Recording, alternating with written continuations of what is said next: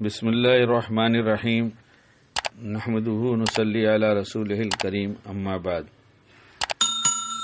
فکر آخرت کا ایک اور نمونہ حضرت تھانوی رحمۃ اللہ علیہ کی طرف سے اپنے سارے مریدین اور متعلقین کو یہ ہدایت تھی کہ جب کبھی ریل میں سفر کرو اور تمہارا سامان اس مقدار سے زائد ہو جتنا ریلوے نے تمہیں مفت لے جانے کی اجازت دیا، اور تمہارا سامان اس مقدار سے زائد ہو جتنا ریلوے نے تمہیں مفت لے جانے کی اجازت دی ہے، تو اس صورت میں اپنے سامان کا وزن کراؤ اور زائد سامان کا کرایہ ادا کرو، پھر سفر کرو۔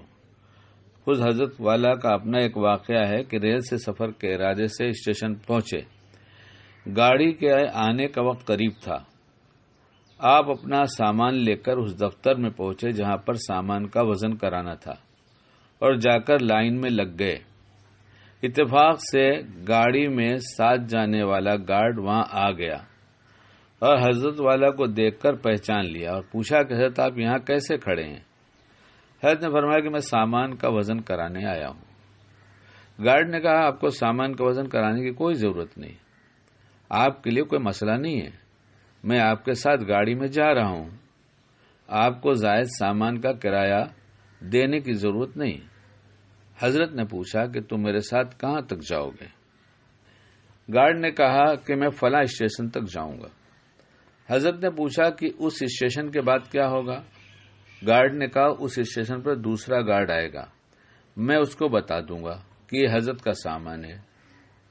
حضرت نے پوچھا کہ وہ گارڈ میرے ساتھ کہاں تک جائے گا؟ گارڈ نے کہا وہ تو اور آگے جائے گا، جہاں آپ کو اترنا ہے اس سے آگے جائے گا۔ حضرت نے فرمایا کہ میں تو اور آگے جاؤں گا، یعنی آخرت کی طرف جاؤں گا اور اپنی قبر میں جاؤں گا، وہاں پر کون سا گارڈ میرے ساتھ جائے گا؟ جب وہاں آخرت میں مجھ سے سوال ہوگا کہ ایک سرکاری گاڑی میں سامان کا کرایہ ادا کیے بغیر جو سفر کیا اور جو چوری کی اس کا حساب دو، تو وہاں پر کون سا گارڈ میری مدد کرے گا؟ چنانچہ یہ بات مشہور تھی کہ حضرت کے لوگوں میں شاید ہی کوئی ایسا ملتا ہو کہ جو اپنا وزن کرائے بغیر سفر کرتا ہو۔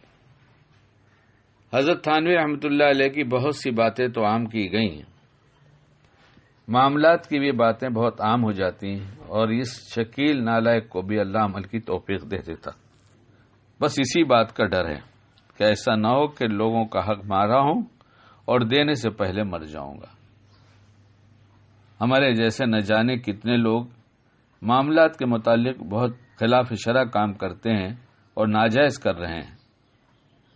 اگر ہم نے غلط کام کر کے چند پیسے بچا لیے تو چند پیسے حرام ہو گئے، اور وہ حرام مال ہمارے دوسرے مال کے ساتھ ملنے کے نتیجے میں اس کے برے اثرات ہمارے سارے مال میں پھیل گئے۔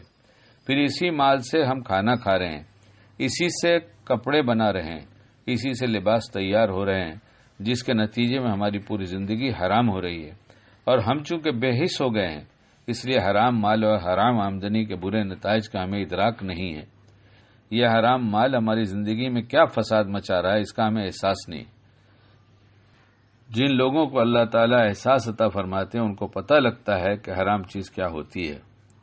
اللہ تعالیٰ سب سے پہلے مجھ پہ رحم کر دے، اور جہاں جہاں جس کا جو کچھ لیا ہو اور جس انداز سے کسی کو تکلیف پہنچایا ہو، اللہ اس کی توفیق دے دے کہ میں سب کا ادا کر دوں اور سب سے معافی مانگ لوں۔ بس نہ جانے کتنا بھول گیا ہوں، اور اگر جو کچھ یاد ہے تو اس میں کل پہ ٹال کر ایسا نہ ہو کہ کل آ جائے موت اور ہم یہ حقوق کی ادائیگی کیے بغیر مر جائیں۔